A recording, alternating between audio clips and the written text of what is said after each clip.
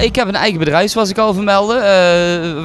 Wij verkopen alles op radiografisch gebied. Dus auto's, helikopters, vliegtuigen, boten, maar dan alles met een afstandsbediening.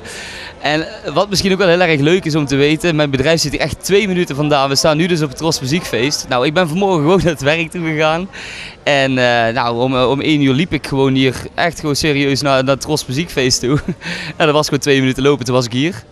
Dus dat is echt grappig. Dus voor mij wat dat betreft echt een thuiswedstrijd vandaag. En wat is nou helemaal hot dan met op een radiografisch gebied? Nou, ik merk op radiografisch gebied is het allemaal heel wat meer toegankelijk geworden. In het begin moesten mensen alles zelf in elkaar zetten. En nu is het gewoon allemaal ready to run, een compleet pakket.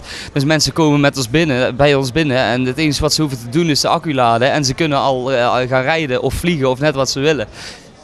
Repareren of wat dan ook is er voor mijzelf niet meer bij. Dat laten wij doen. En dat is ook in goede handen. En voor de rest is het gewoon verkopen en natuurlijk al die dingen die er langs horen. En in het weekend hopelijk zoveel mogelijk op de bühne staan. Eigenlijk heb ik van 2 passies mijn werk mogen maken.